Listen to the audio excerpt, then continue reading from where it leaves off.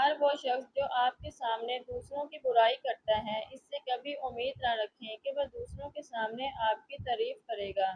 غصے کی حالت میں کبھی بھی برے الفاظ کا استعمال نہ کریں، کیونکہ آپ کا غصہ کچھ ہی دیر میں ٹھیک ہو جائے گا، لیکن کسی کو آپ کے الفاظ سے لگنے والے زخم ساری زندگی بھر نہیں سکیں گے۔ اگر آپ خوشی کو برقرار رکھنا چاہتے ہیں تو آپ کو اسے بانٹنا ہوگا۔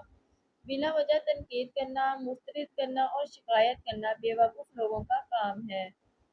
مسکراہٹ کی کوئی قیمت نہیں ہوتی، لیکن اس کے ذریعے بہت کچھ حاصل کیا جا سکتا ہے۔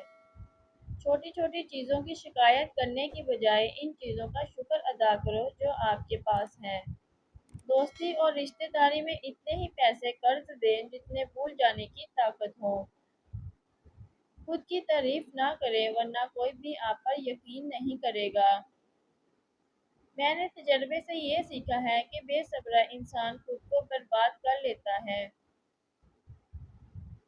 دوسرے آدمی کے خرچے پہ جینا ایک گرے ہوئے انسان کا کام ہوتا ہے۔ جو شخص اپنے کھانے کی قیمت خود ادا کرتا ہے، اس کا ضمیر ہمیشہ مطمئن رہتا ہے۔ اپنی ناکامی سے ہی کامیابی کا راستہ بنا لو، کیونکہ ناکامی ہی کامیابی کی پہلی سیڑھی ہوا کرتی ہے۔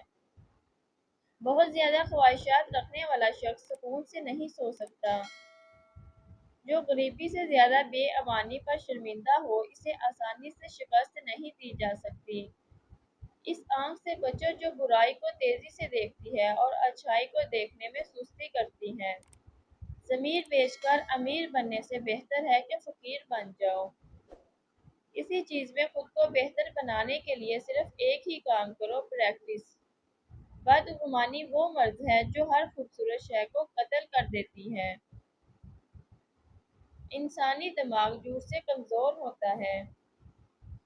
جو چیز آپ کو پریشان کرتی ہے وہی آپ کو عقل مند بناتی ہے۔ نرم لہجہ ہمیشہ غصے اور طاقت سے زیادہ مضبوط ہوتا ہے۔ آپ جانتے ہیں کہ آپ نے کوئی ایسا کام کیا ہے جو غلط ہے، اسے فوراً قبول کر لیں، اس سے دوسرا شخص آپ کی عزت زیادہ کرے گا۔ بحث سے بچنے کا صرف ایک طریقہ ہے کہ اسے نظر انداز کر دیا جائے۔